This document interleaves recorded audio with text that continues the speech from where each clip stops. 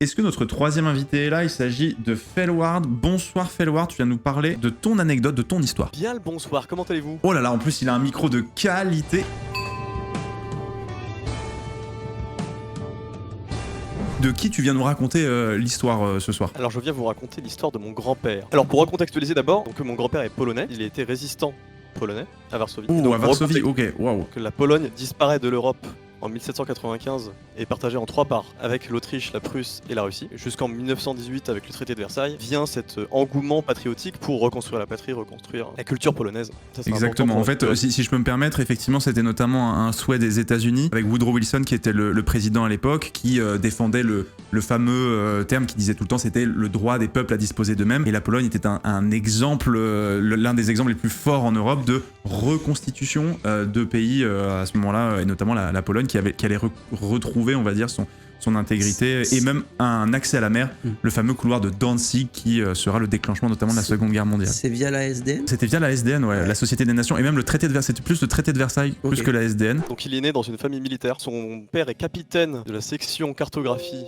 et géographie dans l'armée, et sa mère est écossaise et avocate, donc il a 15 ans quand la guerre éclate, et il vit donc un an sous l'occupation soviétique. Donc il essaie de se révolter déjà avec ses amis parce que à l'époque où il était sous l'occupation soviétique, il y avait encore l'école. Les cours d'histoire et de géographie avaient complètement changé, comme quoi que la Pologne était en train de mourir sur soi-même avec ce régime. Et en fait, en gros, effectivement, pour recontextualiser encore, c'est vrai que la Pologne en fait était séparée en deux au début de la guerre. Il y a eu un accord effectivement entre soviétiques et allemands disant on va se couper la Pologne en deux, et donc du coup ce qui fait que les Polonais ont été occupés par les Allemands et par les soviétiques, puis après lors du plan Barbarossa c'est toute la Pologne qui a été occupée, donc voilà. Mais effectivement aussi la période soviétique devait pas être facile pour ton grand-père. Ouais. Exactement, il essaie déjà de se révolter avec ses amis pendant les périodes de classe, donc il construit un petit hérisson avec des clous rouillés qu'il essaie de shooter sous les camions soviétiques, et forcément c'est carrément pas assez. Il se fait d'ailleurs choper pas par les soviétiques mais par une prof, et qui se fait sévèrement remonter les bretelles, mais il s'arrête pas là. Il prend les portraits de Staline, et je reprends ses mots, il les barbouille de merde dans les toilettes. Mais what? Mais c'est un malade ton grand-père. C'est un fou. Parce qu'il fait ça au début de l'occupation en plus, c'est-à-dire que vraiment à 15 ans il est ivri complet. Ah mais il en a rien à foutre, hein. Ah ouais, terrible. Clairement il en a rien à faire quoi. Pardon, excuse-moi de la grossièreté. Ça sera coupé pour YouTube. En fait non. Et donc c'était très compliqué de vivre dans cette occupation soviétique, et donc en 1940 il décide avec sa mère de partir dans la zone occupée par les nazis en Varsovie. Ouais. Et donc c'est son premier faux contact entre guillemets avec la résistance pour récupérer des faux papiers. C'est vraiment la peste ou le choléra quoi. Oh la vache, ce sera mieux chez les nazis. Absolument pas. Ils devaient savoir, les Polonais, qu'il y avait eu des très très grosses famines en Ukraine dans les années dans l'entre-deux-guerres. Des famines qui ont coûté la vie à des millions d'Ukrainiens. Et en fait, ils devaient se douter, se dire, s'ils l'ont fait en Ukraine, pas impossible qu'en Pologne, ils étaient en mode, on nourrira les Russes avant de nourrir les Ukrainiens. Il n'y a pas de feinte. Le blé, s'il est fait, il ira à Moscou. Exactement. Okay. Et donc, ils passent dans la zone nazie. Et à Varsovie, les écoles sont fermées. En fait, il y a des écoles professionnelles de 12 à 18 ans qui font uniquement des travaux manuels pour envoyer justement les jeunes personnes en Allemagne pour travailler. Et donc ils commencent à faire des cours clandestins. C'était organisé de 8 à 10 personnes avec un professeur. Si un était en retard ou absent, le cours était annulé parce qu'ils avaient trop peur d'être justement après déportés et emprisonnés. Enfin, pour tout ce qui était les universités, polytechniques, droit et médecine, ça s'organisait comme ça. Pendant un an, il suit ses cours clandestins une fois par semaine à peu près. Donc en 1941, il y a un truc qui le choque et qui fait un gros changement à Varsovie, c'est qu'il y a la première rafle suite à un possible assassinat d'un officier nazi. Donc ça commence à être très compliqué, les gens sont arrêtés et exécutés. Bien sûr, dans cette organisation-là, il y avait aussi des systèmes de rationnement. Donc c'était très compliqué de se nourrir, forcément aussi sous l'occupation nazie. Il savait avec sa mère que c'était plus facile de se nourrir à la campagne, et il est invité à la campagne pour reprendre des forces. Il passe près d'un camp d'extermination. C'est à 70 km de... Ouais, je me demande lequel c'était à 70 km de Varsovie. Alors Belzec est le premier des 3 centres destinés à l'extermination des juifs en Europe. Ah oui. Avec Sobibor et Treblinka. Qui sont beaucoup plus connus. Et c'est surtout le premier camp à avoir été doté de chambres à gaz. Il a été le théâtre de gazage entre 450 000 et 500 000 personnes qui sont morts à Belzec. Je me permets un aparté dans ton histoire, vu que tu évoques un camp de concentration ou d'extermination. Sachez que si vous faites des recherches sur ça, il y a plusieurs sites. Il y a la Fondation pour la mémoire de la déportation, qui a un site qui recense tous les départs depuis la France. Donc vous pouvez faire une recherche nominative si vous avez eu un ancêtre qui a été déporté par exemple. Décédé ou pas. Et depuis peu, il y a aussi Haraldsen Archive. Donc c'est le centre ITS en fait. C'est le centre international des persécutions nazies en fait, et ils ont numérisé tous leurs fonds d'archives, et vous pouvez faire une recherche là encore nominative pour essayer de trouver des documents allemands qui évoquent le passé d'un membre de votre famille, et parfois il y a des photos, et les photos sont souvent très poignantes, mais voilà. Ça, c'était juste le petit aparté déportation. Mais je continue ton histoire, Fallon, c'est très intéressant. Merci. De 42 à 43, il y a son premier contact avec la résistance grâce aux classes clandestines. Donc ses profs et ses amis l'encouragent en fait à faire ce premier contact. Et donc il a rendez-vous dans une morgue qui est en fait un peu un test de courage pour vraiment savoir s'il était déterminé à rentrer dans la résistance. Il sait pas exactement comment il a été sélectionné, mais il est sélectionné pour passer dans la résistance et il fait un entraînement pour devenir soldat. Et donc c'était les entraînements classiques de physique plus le gros cliché du remonter et démonter une arme dans les yeux bandés. Et donc il y avait 2 catégories de résistants. Il y avait les scouts qui avaient 12 à 14 ans, qui étaient utilisés en fait souvent pour déplacer des agents de liaison ou des choses comme ça. Ouais. Exactement, vu qu'ils étaient moins fouillés. Et c'était à partir de 20 ans, on avait le droit d'avoir une arme à feu.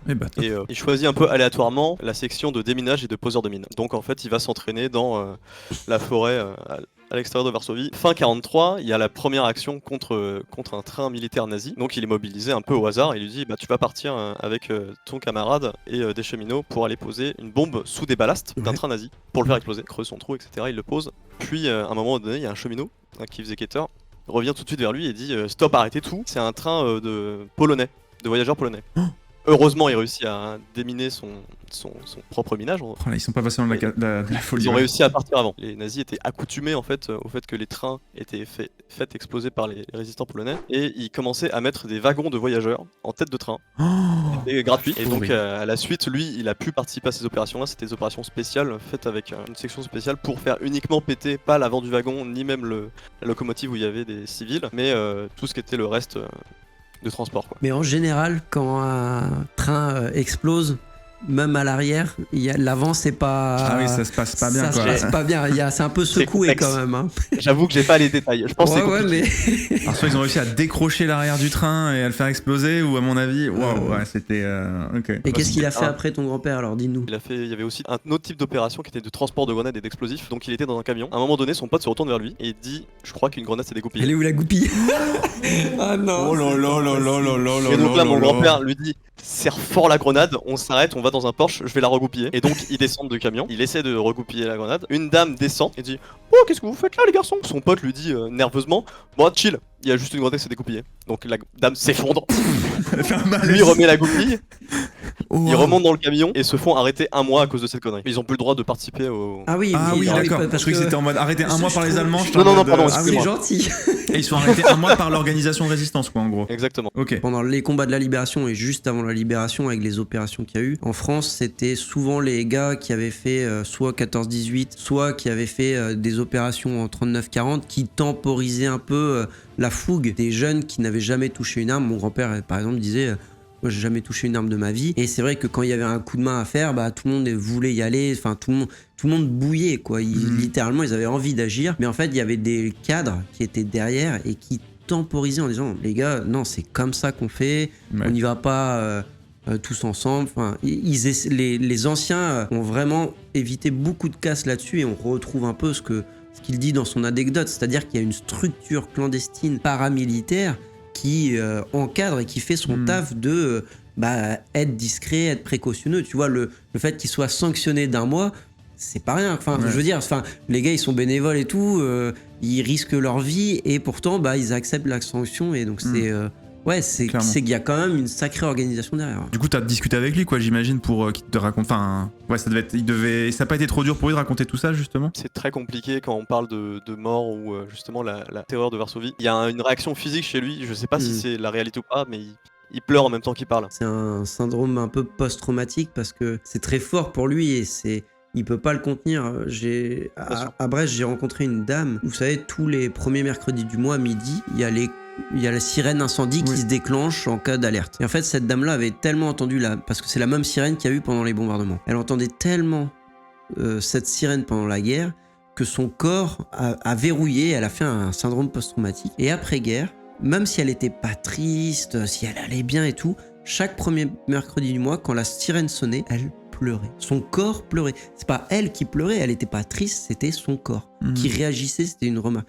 Et donc ce que tu dis là, ça fait vraiment penser à ça. Et est-ce que tu sais si dans ces anecdotes, il arrive un peu à retrouver des souvenirs au fur et à mesure que vous en parlez ou que vous en avez parlé, ou est-ce que c'était des anecdotes qui revenaient un peu en boucle parce que le 70 ans ou 80 ans avait passé et que du coup la mémoire peut-être s'était aussi un peu diluée. Pour reprendre aussi tes propos, c'était à l'image où il fait beaucoup d'humour en fait avec. Ah, ok. Ah ouais, c'est fou. Ouais, tu vois, l'humour, c'est vraiment un truc pour... ouais. C'est revenu beaucoup de fois, ouais. En fait, au fur et à mesure qu'on lui pose des questions, il y a toujours des trucs qu'on découvre.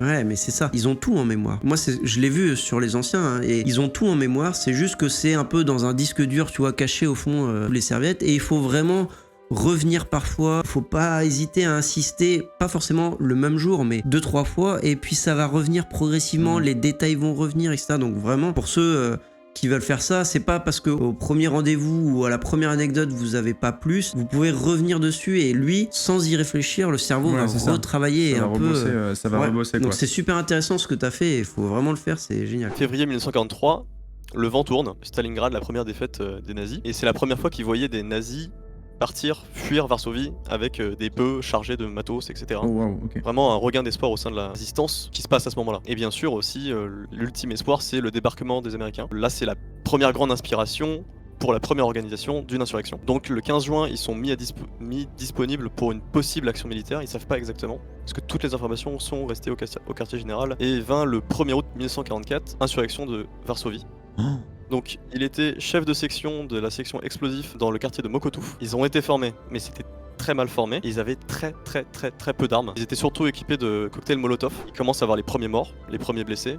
Le territoire rétrécissait. Et donc ils ont réussi, dans les premiers jours de l'insurrection, à attaquer un poste nazi pour récupérer des armes. Pendant une nuit, par hasard, ils gardaient une barricade. Ils avaient réussi à se procurer des manteaux type de la Wehrmacht. Et une voiture d'un officier SS passe, s'arrête, et mon grand-père crie haut les mains. Donc il arrête un officier SS, récupère ses affaires, puis mis sous bonne garde. Ouais, mais la vie de ton grand-père, c'est un film, hein. What the fuck. Moi, c'est la suite que je veux savoir. C'est parce que Varsovie, ça a été un désastre humain, là. Dis-nous tout, là. Comment il s'en est sorti? Après, à une erreur de commandement, on leur demande d'attaquer à la baïonnette. Ils perdent 70% de leur unité. Non, bah, attaquer à la baïonnette, je vous fais pas de dessin. Hein. C'est pas le truc le plus économe en termes de vie humaine, quoi, effectivement. Il a été blessé au genou. C'est là où ils ont commencé à organiser la retraite. Donc le 26 et 27 septembre 1944. Varsovie est détruite à cause de cette insurrection, à coups de lance-flammes, à coups de canon Karl.